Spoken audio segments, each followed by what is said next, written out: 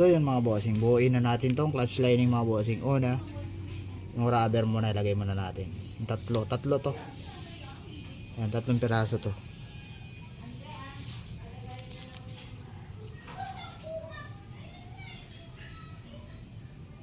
Yan, nalinis na natin to mga bossing. Gasolina pinalinis ko pero tinanggal ko tong goma para hindi masira yung goma. Bago nyo tirahan ng gasolina, tanggalin nyo muna to rubber. Yan, salpak na natin to. So yan. Tapos dito lagyan nyo ng konting langis. Yan, langis konti lang, konting-konti lang. Konting langis lang dito mga boss. Pahiran nyo tapos basahin nyo rin. Ay basahin. Punasan. Pasada lang para hindi siya hindi siya agad yung tawag doon. Kakalawang ng puti. Yan, pasada lang yan mga boss. Tapos sunod na natin tong clutch lining.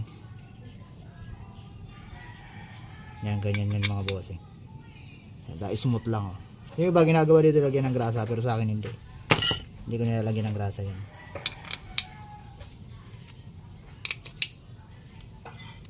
Stock up kasi yan pag matagal na kayong hindi naglilinis.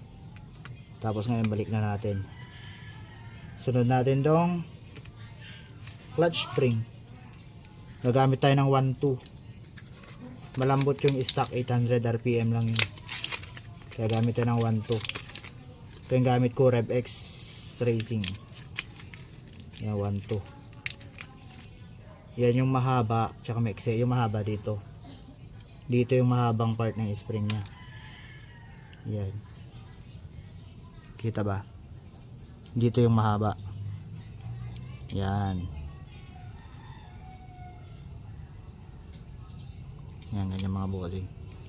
Tapos saan yung tools natin?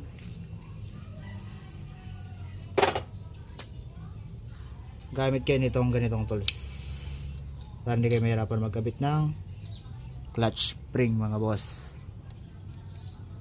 Yan o. Pabuka yan pabuka. Kita ba? Yan o, tapos tulak yun. Yun, pasok na.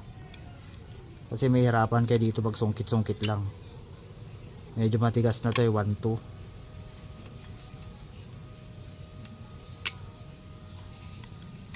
Magte-testing tayo ng 1.2. Sure nyo lang na nakakawit talaga yun. Nakakawit. Sunod natin dito ay